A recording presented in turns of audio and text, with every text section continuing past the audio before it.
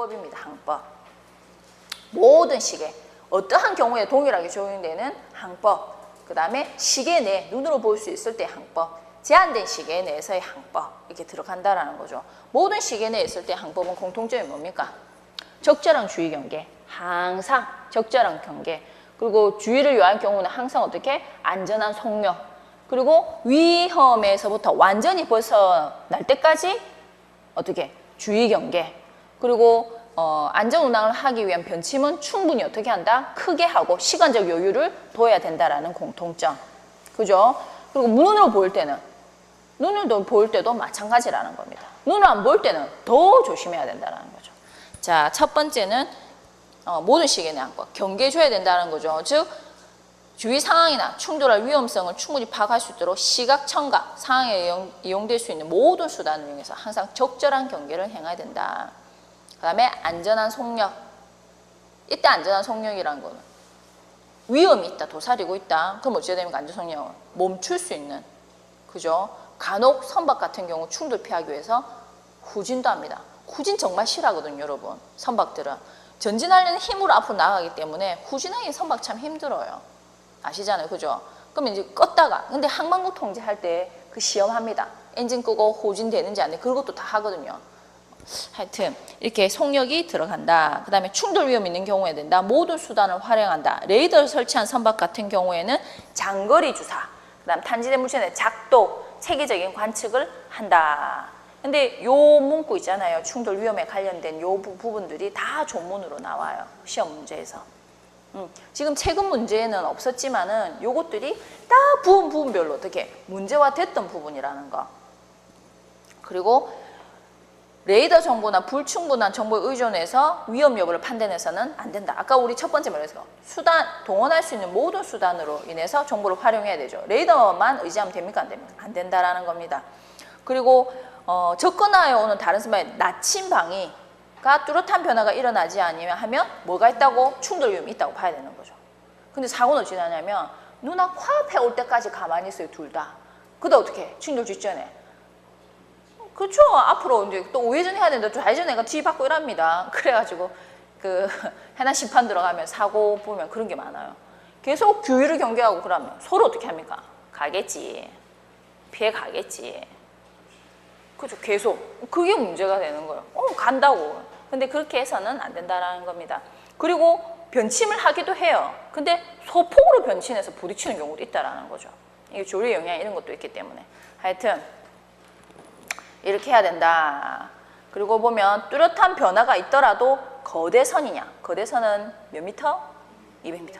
예인자가 종사하는 선박도 예인선의 길이를 몇 미터를 기준으로 했어요? 200m라고 했었죠. 그래서 이런 경우에는 충분히 충돌을 피할 수 있는지를 판단을 해야 된다는 거예요. 충돌 피하기 위한 동작 나와 있죠. 동작을 취할 때 뭐라고 되어 있습니까? 충분한 시간적 여유를 두고 적절하게 운영하는 관행에 따른다. 두 번째, 침노나 속력 변경할 수 있도록 어떻게? 변경을 쉽게 알아볼 수 있도록 충분히 크게 변경한다. 침노 속력은 소폭으로 연속적으로 하면 돼. 우리 끼어들게 할 게 어때요? 끼어들게 할 때는 자동차 몰고 갈 때 끼어들게 할 때는 서서히 소폭으로 싹 들어갑니다. 슉 갔다 슉 하면 어떡해? 욕하고 난리 나죠. 깜빡이 팍 들어오고. 그래서 소폭 연속입니다. 어떻게? 무르들듯이 끼어들게 하기 위해서. 근데 충돌을 방지하기 위한 거는 어떻게? 충분히 크게 한다는 거죠. 그 대표적인 예로 보통 이렇게 횡단하고 있을 때는 크게 이렇게 돌으려는 거예요. 변침행위를.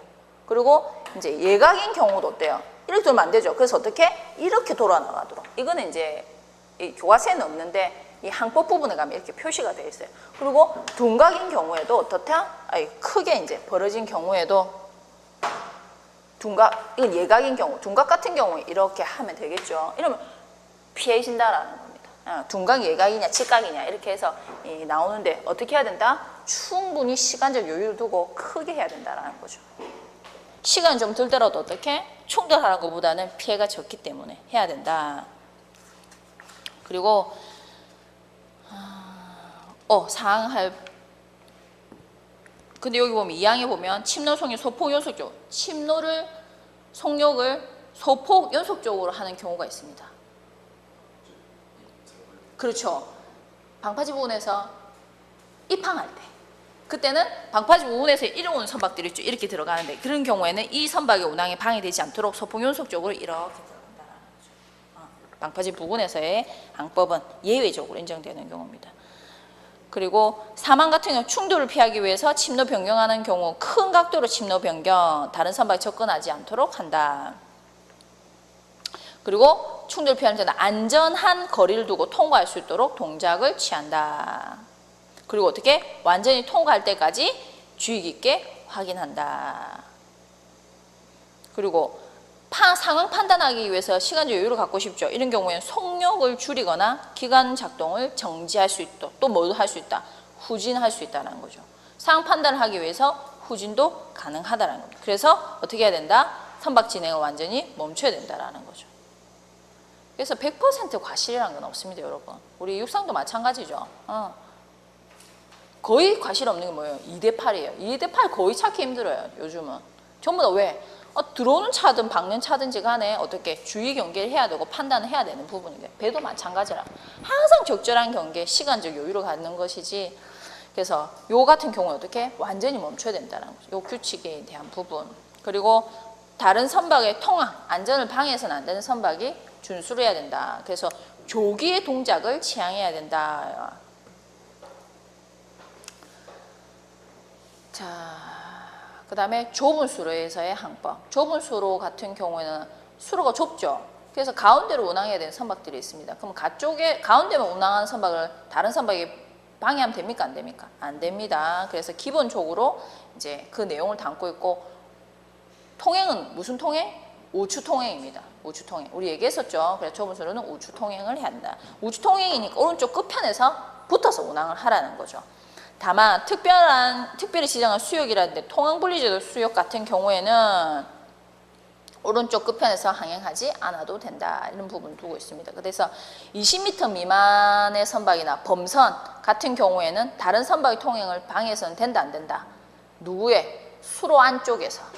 수로 안쪽에서만 운항하는 선박은 가쪽으로 오른쪽 끝편으로 갈 수 있습니까? 못 가죠. 그러니까 일단 길이 20m 미만 선박, 그 다음 범선, 오로에 종사하고 있는 선박은 어떻다? 가운데를 향해서 가고 좁은 수로 안에서 가운데로 운항하는 선박의 운항을 방해해서는 안 된다. 그게 2항 3항입니다. 20m 미만의 선박, 범선, 오로에 종사하고 있는 선박, 공통점이 뭐예요? 느려요. 느린데 그 중앙에 막 횡단한다 하고 막 까작거리고 나면 어찌 됩니까? 당연히 장애를 주죠. 그래서 이 세 선박은 어떻다? 방해, 다른 선박, 특히 가운데 좁은 수로 안쪽에서만 운항하는 선박의 항행에 방해를 해서는 안 된다. 그리고 안쪽에 안전하게 항행할 수 있는 다른 선박의 통항을 방해되는 경우에는 좁은 수로 등을 어떻게 해서는 안 된다? 횡단해서는 안 된다. 됐죠? 뭐에 방해되기 때문에? 좁은 수로 안쪽에서 운항하는 선박에 대해서. 그리고 추월선 같은 경우, 좁은 수로에서 추월선 같은 경우는 안전하게 통과하려면은 유지선이 어째야 돼요? 추월에 동의를 해주고 가운데 침로와 속력을 유지를 해줘야 되겠죠. 그리고 완전히 추월할 때까지 주의를 유지를 해줘야 됩니다. 그래서 기족선을 해서 추월하게 된 의사를 표시하고 기족시를 해서 여기에 동의한다는 표현, 또 안전하게 통과하기 위해서 동작을 취해줘야 된다는 겁니다. 그리고 좁은 수로의 구분 부분이나 장애물 때문에 다른 선박을 볼 수 없는 수역, 이 같은 경우에도 특히 주의 항행해야 된다. 그리고 좁은 수로에 정박을 하면 됩니까? 안 됩니까? 좁은 수로에서 정박하면 다른 선박 운항에 지장을 주죠. 근데 부득이한 경우 뭐라 됐어요? 해양사고를 피하거나 인명 선박의 구조 작업을 하고 있는 경우에는 정박이 가능하다라는 겁니다. 근데 이것도 인정받은 경우에 한해서입니다. 여기까지는 어때요? 우리가 생각해 볼 때 상지선에서 보죠. 그러니까 핵심이 뭐예요? 좁은 수로에서 우측 통행. 문제는 가운데로 우측 통행 아니라 안쪽에서 항행하는 선박은 안쪽으로만 가야 되니까 20m 미만의 선박이라든지 범선이라든지 어로에 종사하는 선박은 방해해서는 안 된다. 그리고 횡단을 원래 어떻게 직각으로 해야 되는데 이 뭡니까 이거?